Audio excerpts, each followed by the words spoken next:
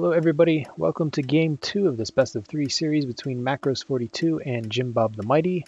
I'm Philothanic and today I'm joined by Blues. Blues, what do you think about this map? It's another one of these maps. You're basically looking at, I think, some sort of robotic or expansive found in the north. Water is very much concentrated in two clumps, one much better than the other. Carbon, there is nice carbon down to the south with aluminum, but access to everything else would be so difficult. Right.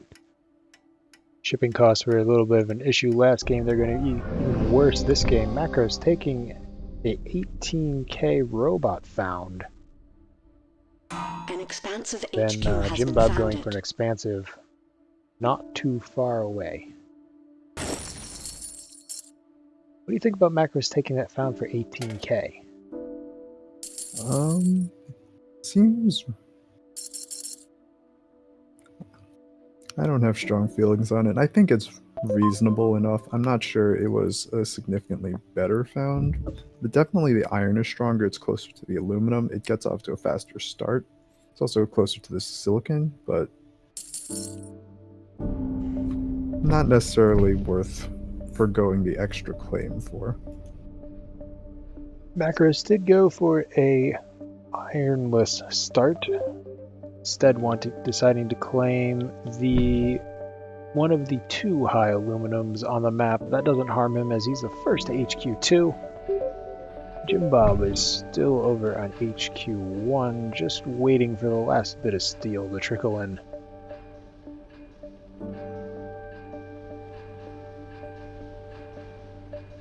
Macros moving into 3 steel, 2 metal mines, looking to make some quick profits off of this medium steel price, although both of his iron mines are pulling in more money per second than any of his triple adjacency steel mills. I'm not sure his move into this triple steel is really going to pay off for him. Jim Bob already kind of showing why I feel that way, moving into this high water, high silicon, really claiming the best resources still available.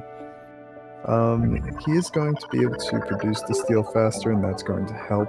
I'm not sure it's going to be enough of an edge. 2 steel mills versus 3. And again, Jim Bob also going to this geotherm feels like a mistake. Yeah, okay. He's decided it was a mistake too, refunded that claim. Let's see where he puts it. Right, otherwise he would have been working on just 2 steel mills, making pretty much no money on anything. He probably would have been able to scrape through with water money and cheap glass, but it would have been awkward. Decides to go for a single black magic farm. Also picking up a nuke very early again. Well, we saw Jim Bob use nukes to great effect last game, and they are a tool in the black market again this game, so I'd be surprised if they didn't start raining down soon. It seems like he hasn't decided that there's any particularly good target, just sitting on it for now. Macros is the first to HQ3, moving down to the bottom side of the map for some carbon. New land putting is up available for auction. At least 1 wind turbine. Probably waiting for the cash to put down wind turbine number 2. 2.9k needed, has 2.7k in the bank. And this carbon surplus is going to help a lot with that. So A far geothermal vent auctioned off for 24k. Right. After winning that, Macros cancels out of that wind turbine, but he keeps this high carbon. Which feels a bit odd to me. It made sense as a way to ease the transition. Wind turbines if he wants to make power money or pay down a significant portion of his debt. I feel like he would be better off just going for 2 geotherms. Steel is cheap enough, and it would avoid having this really conflicting issue of, well, I'm shipping in carbon from very far away, paying a lot of power for that, and then trying to do that to put up power. Right, instead he decides to move into a single wind turbine. Right, back where he originally put it. Up now 2. Sticking with the original plan, Jim Bob claiming upgrading to HQ3, claiming that geotherm, moving into 2 solar panels, a second greenhouse farm, moved out of his steel, as steel is really cheap. No, I'm suffering from the X key bug where it's putting the net revenue on Jim Bob's prices, so it doesn't actually make -90, it's -4. That 90's with the power cost. Macros was in D debt, but paid Paying himself it off nicely. back to C.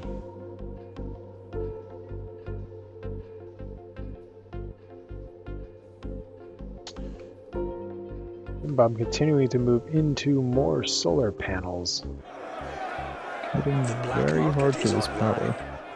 There are circuit overloads on the map, and Macros picks up a circuit overload and immediately throws it down on 2 of Jim's solar panels, leaving these other 2 and the geotherm online. Right, Macros knowing that, well, based on prices, being able to know that Jim Bob didn't have any Goon Squad Let spot the up, bidding very begin. freely attacking. Meanwhile, Jim Bob probably sees that there's one Goon Squad bot, doesn't know if it's on the geotherm or the wind turbines, having to settle for the slowdown strike.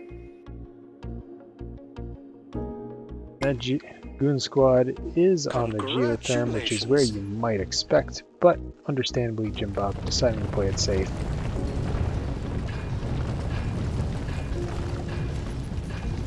Macros has paid off a decent amount of debt, putting him and Jim Bob at basically even 78 versus 70k debt.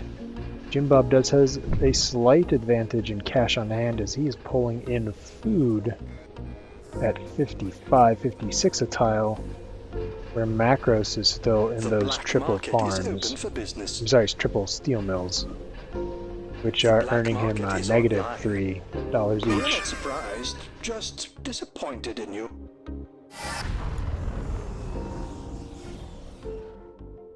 That is an interesting turn of events. Using a power surge in particular to target that feels a bit odd to me, and Jim Bob turning it around on those wind turbines that he originally only slowdown striked. Yeah. I guess he figured the Goon Squad was most likely on the geotherm for the second time around? I'm not sure.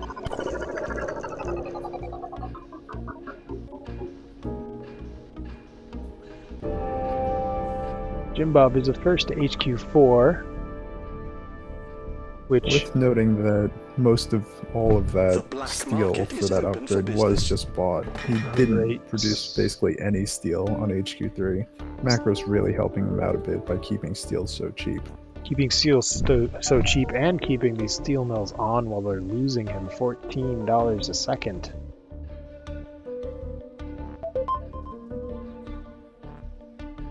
Macros also... Wait, no, that's Jim Bob. Macros really doesn't have anything stockpiled that's worth money. He never went into any water. He is going to make it to HQ5.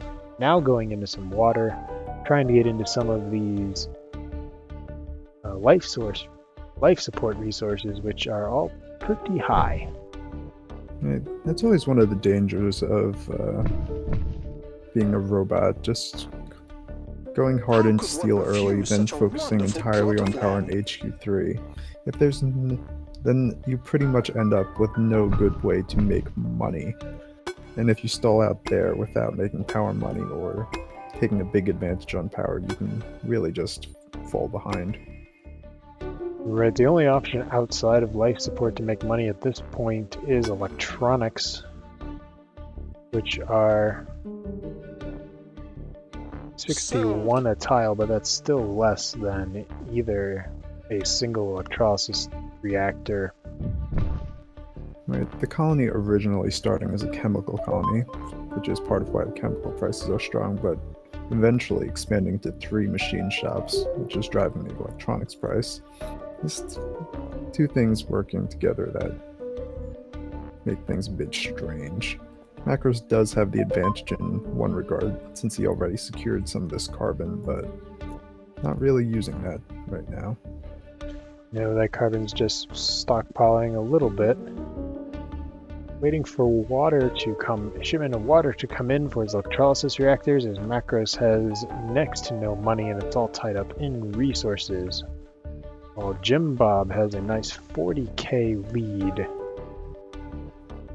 There are definitely opportunities for Macros to do things to help him come back. He doesn't need to be in this iron, for example, with his 900 stockpile. Those could easily be chem refineries, chem labs, whatever they're called now.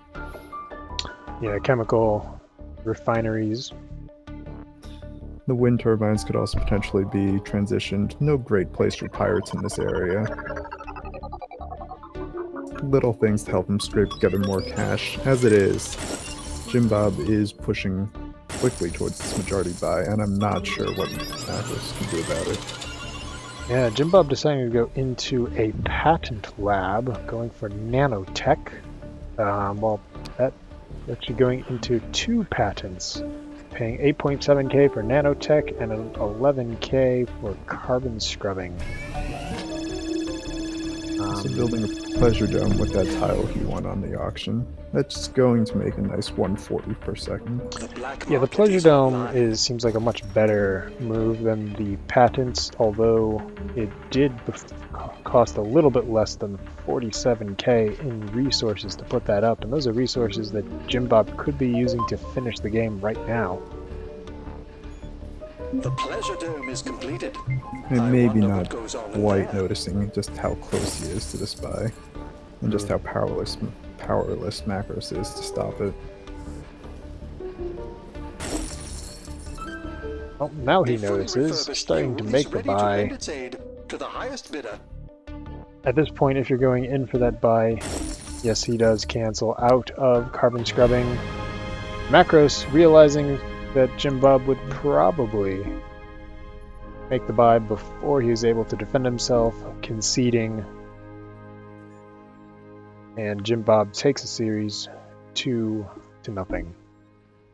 Yeah, and the player's really pointing out the main point of this game. Macros had no income. Yeah, unfortunately there's no way to sugarcoat it. That is pretty much Macros' problem this entire game. Towards the end there were some opportunities to do things like push up the carbon price and make Jim Bob's life more difficult with all this carbon consumption, just little things. They wouldn't have made a big difference. The biggest issue, besides the income, was really keeping steel cheap and helping Jim Bob out so much. Those things together really put him in a hole. Right, ignoring power because Macros did not pay off his debt again. The highest amount of money he made on any one resource was steel at 18k.